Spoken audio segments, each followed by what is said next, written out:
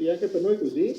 Abbiamo trasferito anche oggi un altro paziente in reparto, stimato per respiro spontaneo, quindi siamo a 6 fino adesso, e stiamo subando degli altri pazienti, quindi notiamo una certa ondata, chiamiamo così, di miglioramento dei nostri pazienti dopo tanti giorni di stazionalità, e quindi il numero totale dei nostri ricoveri è sceso a 20. Il primo dato con cui ci vuole salutare è quello del calo dei ricoveri nel suo reparto, quello di terapia intensiva dell'ospedale di Schiavonia. Fabio Baratto dal 21 febbraio lavora senza sosta, il suo viso è nascosto dietro 2 mascherine, quando lavora indossa anche una visiera con cuffia per proteggersi e proteggere i pazienti. Il Covid-19 è un virus aggressivo, spiega, attacca con violenza i polmoni. Quando le persone contagiate arrivano qui in terapia intensiva sono sedate, vengono intubate. Medici e infermieri però ci tengono ad avere un rapporto con le loro famiglie. La famiglia deve instaurare un rapporto, diciamo così,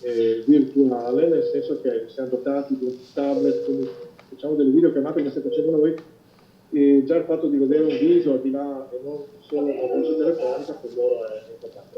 E anche per chi lo desidera facciamo vedere l'ambiente. Dietro le mascherine i segni della stanchezza di uomini e donne che dal 21 febbraio non possono abbracciare parenti o figli e devono combattere ogni giorno, ma nonostante ciò riescono a regalare sorrisi. Nessuno è immune, tutti rischiano di ammalarsi, per questo bisogna stare a casa.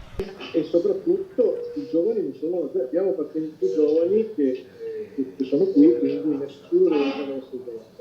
Vedere gente in giro è garantisco che da qui dentro ci fa veramente molto, molto male.